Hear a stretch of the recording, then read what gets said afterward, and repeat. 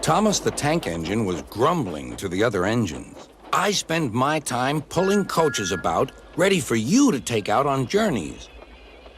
The other engines laughed. Why can't I pull passenger trains too? You're too impatient, they said.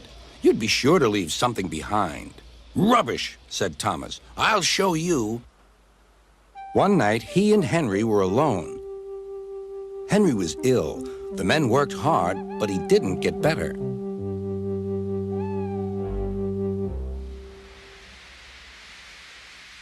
He felt just as bad next morning.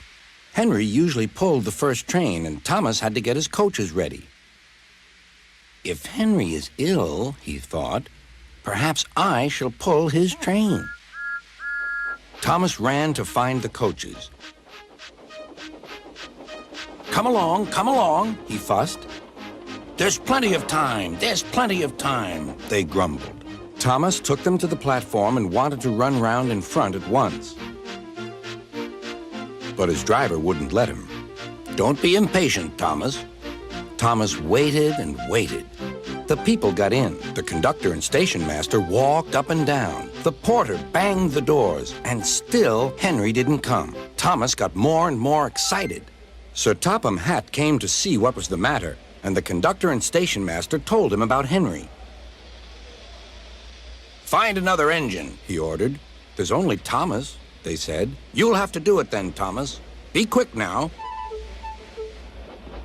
So Thomas ran round to the front and back down on the coaches, ready to start.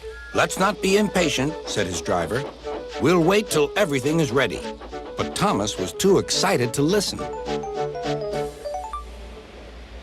What happened then, no one knows. Perhaps they forgot to couple Thomas to the train, or perhaps the driver pulled the lever by mistake. Anyhow, Thomas started without his coaches.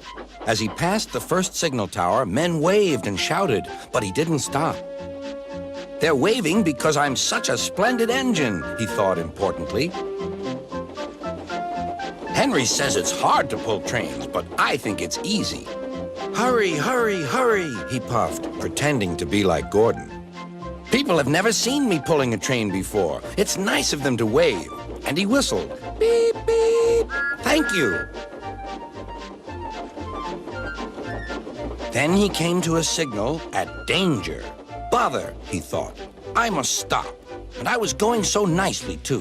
What a nuisance signals are. He blew an angry beep, beep on his whistle.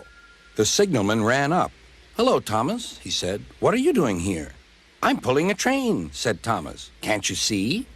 Where are your coaches, then? Thomas looked back. Why, bless me, he said, if we haven't left them behind. Yes, said the signalman. You'd better go back quickly and fetch them. Poor Thomas was so sad he nearly cried. Cheer up, said his driver. Let's go back quickly and try again.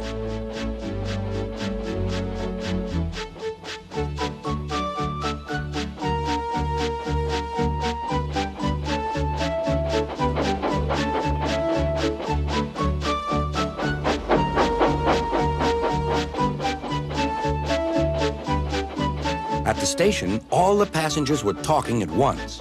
They were telling Sir Topham Hatt what a bad railway it was. But when Thomas came back, they saw how sad he was and couldn't be cross. He was coupled to the train, and this time he really pulled it.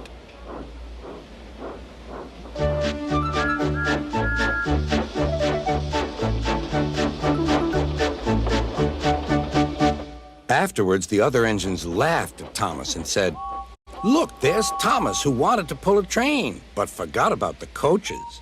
But Thomas had already learned not to make the same mistake again.